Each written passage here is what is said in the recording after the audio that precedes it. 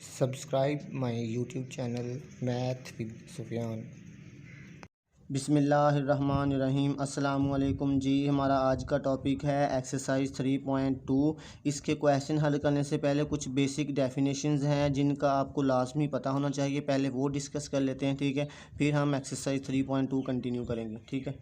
अच्छा जी, पहली डेफिनेशन है सर्कल, यानी सर्कल क्या होता है। A circle is a plane figure. Plane कहते हैं फ्लैट को, यानी कि हमवार को, और फिगर कहते हैं शक्ल को। यानी जो सर्कल होता है वो क्या होता है, एक प्लेन फिगर होता है। बाउंडेड बाई, बाउंडेड यानी उसकी जो बाउंड्री होती है क्या होती है, by one fixed curve line, यानी उसकी जो बाउंड्री होती है ये वाली जो फिक्स्ड कर्व लाइन होती है। And such that all straight line, तमाम सीधी लाइनें drawn from a fixed point within to it, यानी उसके अंदर एक फ़िक्स्ड पॉइंट होता है, उस फिक्स्ड पॉइंट से आप तमाम सीधी लाइनें खींचिए टू द बाउंडिंग लाइन। उसकी बाउंडिंग लाइन जो है ना, बाउंड्री की, उस तक आपने लाइनें खींचनी है तमाम। वो क्या होती हैं, आर इक्वल, वो बराबर होती हैं, ठीक है। That's the fixed point is called centre of circle. और इस फिक्स्ड पॉइंट जो है ना उसको हमने कहना है सर्कल का सेंटर। यानी ये जो फिक्स्ड पॉइंट है इससे आप तमाम लाइनें खींचिए उसकी बाउंडिंग लाइन की तरफ, ठीक है। तो आप जितनी मर्जी लाइनें खींचें, ठीक है, सारी उसने कहा है कि ऑल लाइन, आप जितनी भी लाइनें खींचेंगे उन सभी का फासला क्या होगा, सेम होगा। तो तब आपके पास ये एक सर्कल बनेगा, ठीक है। अच्छा जी, यहाँ की फैक्ट में लिखा हुआ है कि द टर्म सर्कल, जो सर्कल की टर्म हम यूज़ करते हैं, इज़ ड्राइव्ड, वो किस से निकाली गई है, यानी किस से माखूज़ है, फ्राम अ ग्रीक वर्ड, वो एक यूनानी लफ्ज़ से मखूज़ है। डैट मीन्स, जिसका मतलब है हुप और रिंग, ठीक है। रिंग आपको पता है कि अंगूठी को कहते हैं, लेकिन आपने इधर समझना है कि जिस तरह वो छल्ला नहीं होता गोल, ठीक है, वो। और हुप भी आपके पास वो एक सर्कुलर ट्रैक ही होता है, ठीक है। तो उसके बाद लिखा हुआ है कि demonstrate a point lying in the interior and exterior of a circle, यानी कोई पॉइंट जो सर्कल के इंटीरियर मतलब होता है अंदरूनी, ठीक है, और एक्सटीरियर मतलब बैरूनी, यानी कोई पॉइंट सर्कल के अंदरूनी या बैरूनी वाक़या हो तो उसको आपने कैसे रिप्रेजेंट करना है, ठीक है। तो कहता है कि a circle divides the plane into two region. जो सर्कल होता है वो क्या होता है, वो प्लेन को क्या करता है, दो इलाकों रीजन में डिवाइड करता है। किस तरह, एक उसका अंदरूना हिस्सा होता है इंटीरियर एंड एक्सटीरियर, और दूसरा उसका बैरूना हिस्सा, ठीक है। फॉर एग्जांपल है कि ए जो आपके पास एक पॉइंट है इज़ आउटसाइड द सर्कल। अब देखें ये एक पॉइंट लिखा हुआ है, उसने ए, ये सर्कल के आउटसाइड यानी कि बाहर वाक़या है, ठीक है, उसने इधर लिखा हुआ है सर्कल के बाहर, ठीक है, ये सर्कल है। और बी जो है वो क्या है, वो सर्कल के अंदर वाक़या है, ठीक है। एंड सी जो है लाइज ऑन द सर्कल, और जो पॉइंट सी है वो सर्कल की बाउंड्री पर वाक़ है, उसको आपने कहना है lies on the circle. Next है descriptions of terms in circles, यानी कि सर्कल्स की मुख्तलिफ टर्म्स हैं, उनकी डिस्क्रिप्शन यानी कि बयानात। पहला है कि रेडियस यानी रदास क्या होता है, द डिस्टेंस यानी कि ये फासला होता है बिटवीन द सेंटर सर्कल के सेंटर से लेकर and any point on the circle, और कोई भी पॉइंट जो सर्कल के ऊपर हो उससे लेकर उसके सेंटर तक का फासला होता है, इज़ कॉल्ड रेडियस। जिस तरह आपके पास ये एक सर्कल है और ये उसका सेंटर है ओ, और उसके ऊपर कोई आपने उसकी बाउंड्री के ऊपर कोई एक पॉइंट ले लिया ए, तो ओ और ए का जो फासला होगा ओ ए, वो आपके पास क्या होगा, रेडियस होगा, ठीक है, उस सर्कल का, ठीक है। उसके बाद है डायमीटर। डायमीटर यानी कि कतर क्या होता है, ए लाइन सेगमेंट। पहले देखिए लाइन सेगमेंट क्या होता है, ये तो होता है लाइन आपके पास, यानी कि जिसके दोनों तरफ, यानी कि दोनों तरफ जो बढ़ती हो, ठीक है, इस तरफ भी बढ़ती है और इस तरफ भी बढ़ती है, ये लाइन होता है। और लाइन सेगमेंट वो होती है जिसके दोनों एंड पॉइंट हो, ठीक है, यानी कि ये आपके पास दोनों तरफ नहीं बढ़ती। तो डायमीटर क्या होता है, एक लाइन सेगमेंट होता है, ठीक है। That passes through the centre of a circle, जो सर्कल के सेंटर में से भी गुजरे, जिस तरह ये है सर्कल के सेंटर में से गुजर रही है लाइन सेगमेंट, ठीक है। और and touches at two point on its edge, और सर्कल के बाउंड्री के दो पॉइंट को टच करे, is called the diameter of a circle. C B is a diameter, यानी कि पहली तो ये कि वो सर्कल के सेंटर में से गुजरे, और दूसरी जो है वो सर्कल के एज दो किनारों से भी मिले, ठीक है। ये सर्कल की सेंटर में से गुजर रही है और सर्कल के ये दो जो एज हैं, किनारे हैं, उससे भी मिल रही है। तो ये आपके पास सी और बी क्या है, ये उसका डायमीटर है, कुतर है, ठीक है। उसके बाद नेक्स्ट आता है आर्क क्या होता है, उर्दू में से कहते हैं कॉस क्या होता है, ठीक है। एक continuous part of the boundary of a circle is called an arc, यानी कंटिन्यूस का मतलब होता है मुसलसल, लगातार, यानी उसकी बाउंड्री का जो मुसलसल हिस्सा होता है ना, छोटा सा हिस्सा, उसे हम क्या कहते हैं, आर्क कहते हैं। जिस तरह ये आपके पास है, उसने लिखा हुआ है कि फिगर 3 में आपके पास ये आर्क है, ये उसकी बाउंड्री का अगर हम छोटा सा हिस्सा लेना, ये वाला यानी कि कर्व जिसे कहते हैं, तो वो उसको आर्क कहते हैं, यानी कॉस कहते हैं, ठीक है। तो उसके बाद लिखा है कि मेजर आर्क कौन सी होती है, मेजर यानी कि बड़ी, और माइनर आर्क कौन सी होती है। मेजर आर्क कौन सी होती है, उसने लिखा है कि ए मेजर आर्क यानी कि जो बड़ी कॉस होती है, इज़ लॉन्गर आर्क, वो बड़ी आर्क होती है, ठीक है। Connecting two end point of a circle, यानी सर्कल के दो जो एंड पॉइंट होते हैं उसको क्या करती है, जोड़ती है, ठीक है। The measures of angles of a major arc is greater than 180 degree, यानी कि पहले तो उसने कहा था कि जो मेजर आर्क होती है वो क्या होती है, यानी कि ये उसने लिखा हुआ है कि ये मेजर आर्क है, ये वाली मेजर आर्क उसने लिखा हुआ है कि BDC, यानी कि ये B, ये D और डी और ये सी, ये मेजर आर्क है। ये क्या है, ये सर्कल के दो जो एंड पॉइंट है ना, ये वाले एंड पॉइंट, इसको क्या करती है, ये जोड़ती है, मिलाती है। और उसके बाद the measurement of the major arc is greater than 180 degree, और इसका जो एंगल बनेगा ना, यहाँ से लेकर ये यहाँ तक, वो क्या होगा, वो 180 से बड़ा होगा, ठीक है। तो तब आपने कहना है कि ये BD और C जो है ये क्या है, ये मेजर आर्क है, क्योंकि इसका एंगल जो है वो 180 डिग्री से बड़ा है, ठीक है। ये एंगल जो आपने काउंट करेंगे तो ये 180 से बड़ा होगा। टोटल जो होता है आपके पास 360 होता है, ठीक है। ये आपका एंगल जो होगा आई थिंक 90 से कम होगा, तो ये एंगल 180 से बड़ा होगा, ठीक है। उसके बाद है माइनर आर्क क्या होता है, an arc whose measure of angle is less than 180, यानी कि वो आर्क जिसका एंगल जो होता है वो 180 से छोटा होता है, उसे क्या कहते हैं, माइनर आर्क। और इधर लिखा हुआ है कि BC is minor arc. Figure 4 जो है आपके पास, इधर देखिए B और C जो है ये माइनर यानी कि छोटी कॉस है, ये वाली, ठीक है, ये वाली। तो ये वाली कॉस जो है इसका एंगल देखें, ये वाला एंगल जो है ये 90 डिग्री से कम है, 90 का ये स्ट्रेट होगा, तो ये 90 से कम है, तो ये माइनर आर्क है, ठीक है। अच्छा जी, उसके बाद लिखा हुआ है सेक्टर क्या होता है, ठीक है। A sector is a reason, एक सेक्टर जो होता है वो खित्ता होता है, ऑफ सर्कल, सर्कल का, विच लाइज बिटवीन, जो कि वाक़या होता है बिटवीन एन आर्क, एक कॉस के दरमियान, and 2 radii joining the end point of an arc, और 2 रेडियाई जो उस कॉस के एंड पॉइंट पे मिलते हैं, एंड सेंटर, और एक सेंटर पर। तो इधर लिखा हुआ है कि OAB द सेक्टर, जैसा कि फिगर 3 में देखें आपके पास ये उसने सेक्टर लिखा हुआ है, क्योंकि ये आपके पास आर्क है, और आर्क के एंड पॉइंट कौन से हैं, A और B, और A और B है, तो ये रेडियाई जो हैं OB और OA जो है ये रेडियाई हैं, और ये एक सेंटर है, यानी कि एक सेंटर, 2 रेडियाई और एक आर्क के एंड पॉइंट पे मिलते हैं, तो ये एक सेक्टर बनाते हैं, ठीक है। उसके बाद लिखा हुआ है कि कॉर्ड क्या होता है, ए लाइन सेगमेंट, यानी कि एक line segment joining 2 points on circle, यानी एक लाइन सेगमेंट जो सर्कल के कोई 2 पॉइंट्स को मिलाए, इज़ कॉल्ड कॉर्ड, उसे हम कॉर्ड कहते हैं उस सर्कल का। फिगर में आपके पास CD जो है कॉर्ड है और सर्कल। तो फिगर 2 में देखें आपके पास, फिगर 2 है आपके पास ये, तो इधर देखें उसने लिखा हुआ है कि कॉर्ड है CD, तो देखें C पॉइंट ये है और D पॉइंट ये है, यानी सर्कल के दो कोई पॉइंट को टच करने वाली लाइन सेगमेंट उसे हम कॉर्ड कहेंगे। वो सेंटर में से नहीं होनी चाहिए, ठीक है, कोई 2 पॉइंट। आप इसे भी कह सकते हैं, अगर मैं इसको ऐसे फिक्स, अगर ये लाइन सेगमेंट हो, लाइन ना हो, ठीक है, ये लाइन है EF, तो ये वाली जो है ये लाइन सेगमेंट होगी, तो ये आपके पास EF फिर कॉर्ड बनेगा, ठीक है, वरना ये कॉर्ड नहीं होगा अगर ये लाइन सेगमेंट ना हो, यानी कि इसके एंड पॉइंट होने चाहिए दोनों के। उसके बाद है सेमी सर्कल, जिस तरह सेमी फाइनल होता है, यानी कि हाफ, सेमी का मतलब होता है हाफ, आधा, यानी कि an arc whose measurement of angle equal to 180 degree, यानी कि एक ऐसी कॉस जिसकी लंबाई जो है वो 180 डिग्री हो, इस कॉल्ड सेमी सर्कल, उसे हम हाफ या सेमी सर्कल कहते हैं। It is also called half of circle.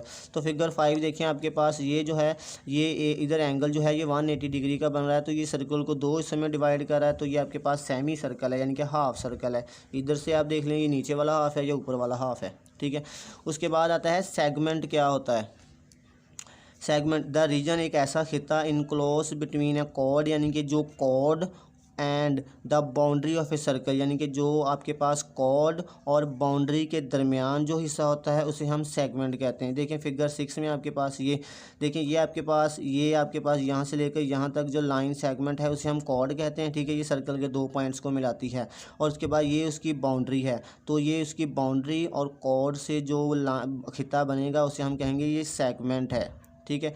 उसके बाद आता है सेकंड, क्या होता है ए स्ट्रेट लाइन, एक सीधी लाइन होती है, लाइन सेगमेंट नहीं, ठीक है। लाइन, ये लाइन का सिंबल ऊपर डाला है, दोनों तरफ एरो होते हैं। ए लाइन दैट इंटरसेक्ट, यानी कि जो टकराए या मिले ऑफ अ सर्कल, एक सर्कल को एट 2 पॉइंट, 2 पॉइंट पे मिले, is called the second line. E F is a second, यानी कि ऐसी लाइन जो सर्कल के 2 पॉइंट को मिले या टच करे, ठीक है, उसे हम कहते हैं सेकंड लाइन। तो फिगर में आपके पास 2 में देखें ई एफ आपके पास सेकंड लाइन है, तो ये आपके पास फिगर 2 है। इधर देखें सेकंड लाइन, ये वाली ई एफ जो है ये सेकंड है, क्योंकि ये लाइन सेगमेंट नहीं है, ये लाइन है, यानी कि दोनों तरफ बढ़ रही है, तो ये सेकंड है, ठीक है।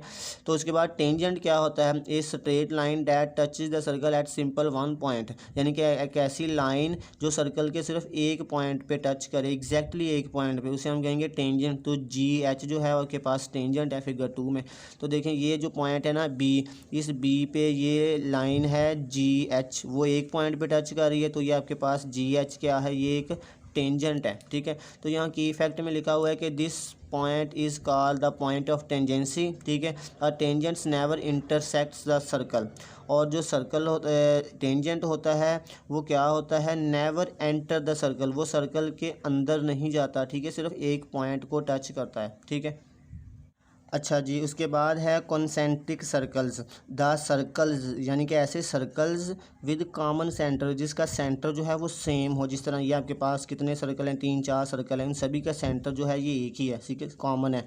Is known as concentric circle, तो उसको हम कॉन्सेंट्रिक सर्कल कहेंगे। एंड हैविंग डिफरेंट रेडियाई, और इनके रेडियस जो होंगे वो हर एक के डिफरेंट होंगे, यानी इसका रेडियस जो है वो थोड़ा सा है, तो इसका रेडियस दूसरे सर्कल का ज़्यादा होगा, तीसरे का उससे ज़्यादा, चौथे का उससे ज़्यादा, यानी कि सभी का रेडियस डिफरेंट होगा, ठीक है। अच्छा जी, उसके बाद आता है सेंट्रल एंगल। सेंट्रल एंगल क्या होता है, central angle is defined as, यानी सेंट्रल एंगल को इस तरह डिफाइन करते हैं, angle formed by an arc of the circle, यानी वो एंगल जो सर्कल के आर्क कॉस से बनता है, at the centre of circle, circle के सेंटर पर, सर्कल के कॉस यानी आर्क की वजह से जो एंगल बनता है उसे सेंट्रल एंगल कहते हैं। यानी ये आपके पास सर्कल है और ए बी आपके पास एक आर्क है, कॉस है, तो ए बी की कॉस की वजह से जो सेंटर ओ पे एंगल बनेगा उसे हम सेंट्रल एंगल कहेंगे, ठीक है। उसके बाद लिखा हुआ है कि इन सेंट्रल एंगल में क्या होता है, 2 arm are the radii of the circle, जो ये 2 बाजू हैं ओ ए और ओ बी, ये सर्कल के रेडियाई हैं।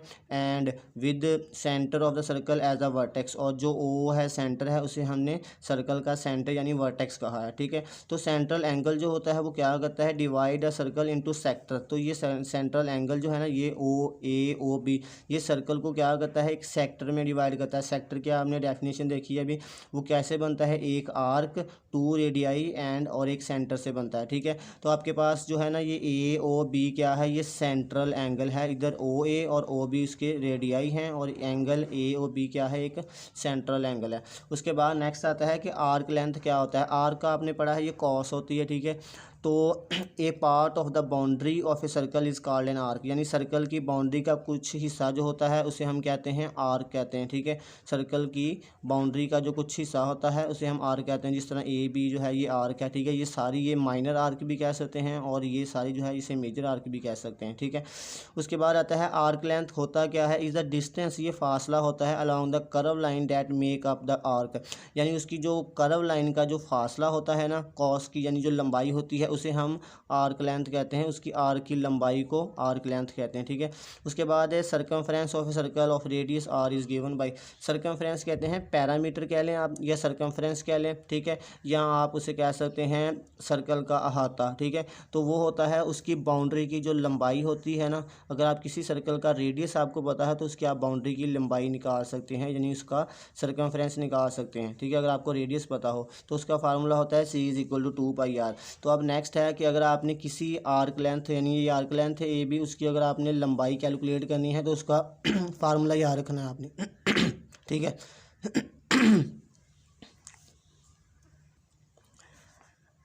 अच्छा जी, उसके बाद आता है कि अगर आपने किसी भी आर्क लेंथ की लंबाई कैलकुलेट करनी है, यानी आर्क लेंथ ए बी की लंबाई कैलकुलेट करनी है, तो उसका फार्मूला याद रखना है। आर्क लेंथ एल को एल से डिनोट करना है, कैपिटल एल से, इज़ इक्वल टू एक्स जो है ये आपके पास इधर सेंट्रल एंगल, जो सेंटर पे एंगल बनेगा वो आपके पास एक्स है, उसको आपने एक्स से डिनोट करना है, ठीक है। और टोटल जो एंगल होता है सर्कल का वो 360 डिग्री होता है, और मल्टीप्लाई करना है इसको सरकमफेरेंस से। तो इधर मैं वैल्यूज़ पुट करता हूँ, एक्स नॉट ये जो आपके पास सेंट्रल एंगल बनेगा, ठीक है, और ये आपके पास रेडियस होता है, और ये जो आपके पास आर्क लेंथ है उसकी लंबाई है, ठीक है। तो एक्स ओवर 360 डिग्री मल्टीप्लाइड, और सरकमफेरेंस का फार्मूला होता है 2πr।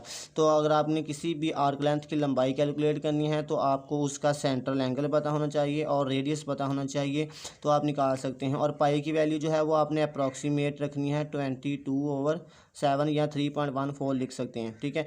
तो यहाँ पे ये फिगर में भी दिखाया गया है, ये आपके पास सेंट्रल एंगल है और ये रेडियस है और ये आर्क लेंथ है। तो यहाँ पे देखें आपके पास इधर लिखा है एक्स जो है सेंट्रल एंगल है, आर रेडियस है, सर्कल है, तो आप इसकी मदद से सर्कल और यानी आर्क लेंथ कैलकुलेट कर सकते हैं। तो यहाँ एक एग्जांपल है कि आपके पास सेंट्रल एंगल भी गिवन है 45 डिग्री है, पाई की वैल्यू भी उसने कहा है 22/7 है, और रेडियस भी गिवन है, तो आप सेंट्रल एंगल निकाल सकते हैं। तो आपने ये क्वेश्चन खुद से हल करना है, और ये दूसरी एग्जाम्पल भी और एग्जाम्पल 5 भी। तो चलें अब एक्सरसाइज की तरफ चलते हैं। अच्छा जी, क्वेश्चन नंबर 1 है, calculate the length of N arc, यानी कि आपने आर्क लेंथ कैलकुलेट करनी है, यानी कॉस की लंबाई मालूम करनी है, ऑफ ए सर्कल, सर्कल की, if the radius of an arc, अगर तो उस आर्क का जो रेडियस है वो कितना है, वो 8 सेंटीमीटर है, एंड सेंट्रल एंगल जो उसके एंगल सेंट्रल एंगल बन रहा है यानी एक्स जो है वो 40 डिग्री है। तो आपने क्या कैलकुलेट करना है, आपने उस आर्क की लंबाई यानी कि लेंथ मालूम करनी है, ठीक है। अच्छा जी, इसका सलूशन देखते हैं। आपके पास जो जो वैल्यूज़ पहले गिवन है वो लिख लेते हैं। आपके पास पहला रेडियस ऑफ एन आर्क कितना है उसको मैं लिख लेता हूँ। रेडियस आपके पास है 8 सेंटीमीटर, और आपके पास सेंट्रल एंगल उसको हमने एक्स का नाम दिया था, वो आपके पास कितना है 40 डिग्री, और पाई की वैल्यू जो है वो आपने अप्रॉक्सीमेट लिखनी है 22/7, ठीक है। तो अब आपने फार्मूला लिखना है, वही नो डैट आपने कैलकुलेट क्या करना है, आपने कैलकुलेट करना था आर्क लेंथ, ठीक है। तो आर्क लेंथ का फार्मूला क्या है, आर्क लेंथ, उसे हम कैपिटल एल भी लिख सकते हैं, ठीक है, ओनली। तो इसका फार्मूला है x over 360 degree multiply 2πr, ठीक है। अब इसमें वैल्यूज़ पुट करें, इधर मैं ओनली एल लिख देता हूँ अब, ठीक है। तो एक्स आपके पास कितना है, वो 40 डिग्री है, ठीक है, नीचे 360 डिग्री है, मल्टीप्लाई 2, वैसे ही पाई की जगह पे आपने वैल्यू लिखनी है 22/7, और रेडियस आपके पास है 8 सेंटीमीटर, ठीक है। तो 8 में लिख देता हूँ। अब आपने कटिंग करनी है, सिंपली ये ज़ीरो से ये ज़ीरो कट जाएगा, ठीक है। अब इन दोनों की आप 2 से कर लें या इन दोनों की कर लें, आपकी मर्ज़ी है। तो मैं इसकी 2 से करता हूँ, 2 1 बार 2, और ये 2 1 बार 2, और 8 2 16 18 2 36, ठीक है। आप दोबारा इन दोनों की 2 से कर लें तो ये आ जाएगा 9 2 18, और 2 1 बार 2 2 1 बार 2। अब आप किस चाहे तो जो कटिंग हो रही है किसी और की तो आप कर सकते हैं, ठीक है, नहीं हो रही तो आप मल्टीप्लाई कर दें ऊपर वालों को वैसे ही, ठीक है। तो 8 को मैं 11 से मल्टीप्लाई करूँगा, और फिर 1 से, और फिर 4 से, ठीक है। तो 9 को मैं करूँगा 7 से, तो मल्टीप्लाई करता हूँ, 11 को 8 से किया तो 88 आ जाएगा, और बाद में इसको 4 से करूँगा, 8 4 32, 2 लगा 3 हासिल, 8 4 32, 33 34 35, 352 आ जाएगा, ओवर 9 7 63, ठीक है। अच्छा जी, अब आपने चेक कर लेना है, अगर तो कटिंग हो रही है तो आप कटिंग कर सकते हैं, अगर नहीं हो रही तो सिंपली अब आप इसको डिवाइड कर लें, ठीक है। ऊपर वाली रकम को अंदर रखना है और नीचे वाली से डिवाइड करना है। तो 352 को डिवाइड करने लगा हूँ मैं 63 से। अब मैंने डिजिट सेलेक्ट कर लिए, तो अगर मैं 2 करता हूँ तो ये 35 इससे छोटा है, तो मैं 3 ही से सेलेक्ट कर लेता हूँ। तो चेक करने के लिए तो मैं पहला एक हिस्सा देखता हूँ, इसके 2 देखता हूँ, तो ये 5 से होगा, ठीक है। 6 5 30 होता है, तो 5 3 15, 5 लगा 1 हासिल, और 6 5 30 और 1 31, ठीक है। तो आपने चेक कर लेना है मल्टीप्लाई करके तसल्ली से। इधर से कैरी लेंगे तो 12 हो जाएगा, 12 में से 5 निकालेंगे तो 7, इधर 4 में से 1 निकालेंगे 3। अब ये छोटा है 37, तो ऊपर इशारा लगा के 0 उतार लिया, ठीक है। अब दोबारा देखिए ये किससे होगा, फिर ये आपके पास 6 5 30, और आप चेक कर लें, अगर मैं 5 से करता हूँ तो फिर क्या आता है, 5 3 15, 5 लगा 1 हासिल, पहले भी 5 से किया था, तो ये 355 15 आया था, ठीक है, तो फिर भी ये 315 आएगा। अगर मैं 6 से करूँगा तो ये बढ़ जाएगा, ठीक है। तो 15 में आप 15 को ऐड करके देखें तो ये इससे बढ़ जाएगा, ठीक है। तो दोबारा ये 5 से किया, माइनस करूँगा। अब 10 में से 5 निकाला 5, और इधर कैरी लिया था तो 6 में से 1 निकाला तो 5। अब ये 55 फिर छोटा है, तो अब मैंने ऊपर से एक ज़ीरो उतार लिया, ठीक है। अब दोबारा देखिए ये किससे होगा, आपने चेक कर लेना है। पहला एक ही साइज़ का देखता हूँ, इसके 2, तो 6 का टेबल पढ़ता हूँ, तो ये 9 से करूँगा तो 54 आएगा, 9 6 54, ठीक है। तो चेक कर लेता हूँ 63 को 9 से चेक मल्टीप्लाई करके, 9 3 27, 7 लगा 2 हासिल, 9 6 54 54 56, ठीक है। तो ये 5 6 7 बढ़ जाएगा, तो इसका मतलब ये 8 से होगा, ठीक है। तो 8 से करता हूँ 8 3 24, 4 लगा 2 हासिल, 8 3 24, 4 लगा 2 हासिल, 8 6 48 49 50,